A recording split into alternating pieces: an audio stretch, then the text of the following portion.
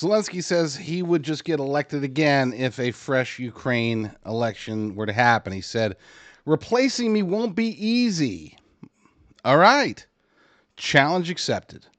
I mean, if he really wants to say that he's that popular that he could survive an election, a democratic election by the people without massive widespread voter fraud, then I say go for it.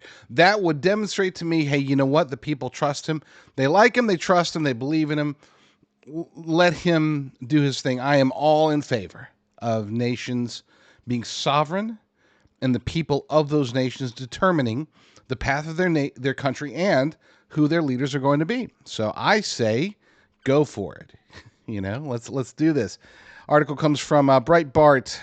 Oliver J.J. Lane over there. Ukraine's lack of elections has been cited as a concern by some Western figures as President Donald Trump tries to bring peace to the region. But Volodymyr Zelensky insists he's so popular, you'd have to ban him from office to prevent him from returning to power. Again, challenge accepted, dude. Prove us wrong. Ukraine's President Zelensky held court at London's Stansted Airport on Sunday, the latest stop in his version of intense shuttle diplomacy. And among comments made, he rejected calls for him to call fresh elections in his country to refresh its democratic legitimacy. Calling fresh elections is pointless because, he claimed, Zelensky is so popular in Ukraine, he'd simply be reelected again anyway. Given his level of support, Zelensky said, per a translation provided at the conference, that to replace me will not be easy because to guarantee a new president, you'd have to block him from appearing on the ballot. We don't have to block him. Hey, a fair and square new election, brother. Let's do it. He said, it is not enough to simply hold elections. You need to prevent me from running. So whether elections are held or not, the West will ultimately still have to negotiate with him. That's what he claims. The Ukrainian government has previously taken this line when defending itself from accusations that, given its national elections for the presidency and parliament are now a year overdue, it's backsliding on democracy. Indeed, Kiev has insisted its own research shows Zelensky remains extremely popular with a high approval rating at home. Now, let's be clear. The research that they're talking about was in part funded by USAID.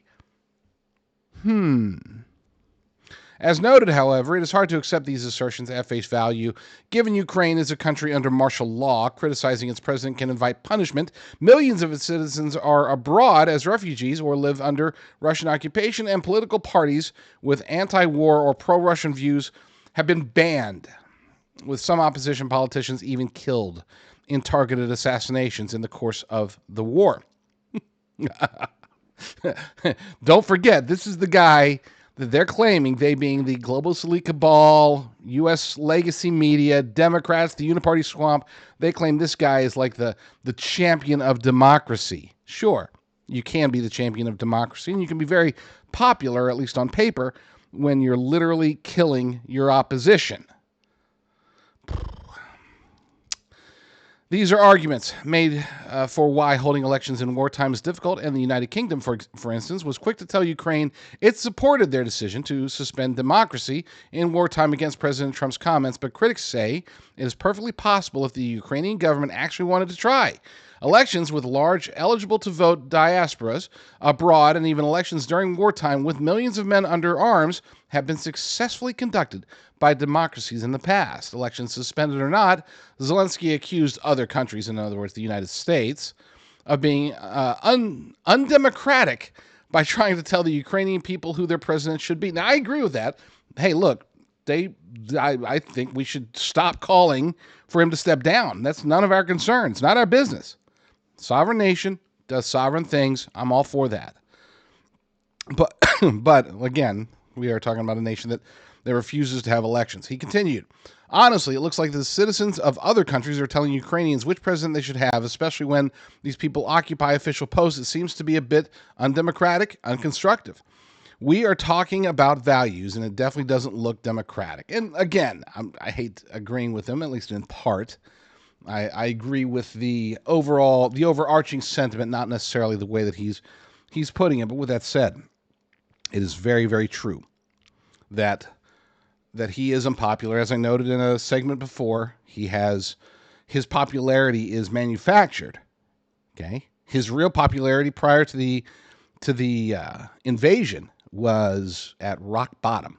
Okay, it was below Joe Biden's post-dementia debate approval rating. They didn't like him. They wanted him out. The best thing that's happened to Volodymyr Zelensky's political career is this war. This has propelled him into, obviously, the international spotlight and has solidified his position in his own nation. When Trump says that he is a dictator, that is true. He really, truly is. Now, whether or not that's his fault, we could argue that he's only a dictator by necessity because they are in the midst of a war. I'm not going to judge him based upon those actions. I will judge him based upon the fact that, yes, he does suppress any opposition at all. And that's not democratic. When he wants to talk about us being undemocratic because we're saying, hey, you should step down. Okay, I agree, but then he is definitely being undemocratic when he says, if you oppose me, if you oppose my doctrines, if you oppose my strategies, then you will be removed from power if you are an official, and that has happened on multiple occasions. Or if you're just out there, if you're an opposition leader, you're out there holding rallies against me, well, we're going to stop that because we need a unified Ukraine. It's disgusting how much he has gotten away with. But he's going to continue to get away with it, at least in the eyes of the international community, because his puppet masters amongst the globalist elite cabal want him to be propped up as the poster child for their version of democracy. And it really is their version of democracy. That's not like, oh, well, because of the war, we're going to give him some leeway. No, what he represents is what they want worldwide. Okay? A democracy that doesn't actually have elections.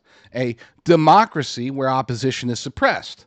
A democracy where those who could challenge the powers, they are eliminated in some form or fashion, up to and including death. So, they can keep their version of democracy. I'll keep our constitutional republic. And I will fight tooth and nail to prevent their version of democracy of ever coming to the United States of America. Please go to jdrucker.com/find, jdrucker.com/find. You'll find all of the various places where I publish my work, my podcasts, my videos, my socials, everything like that. jdrucker.com/find.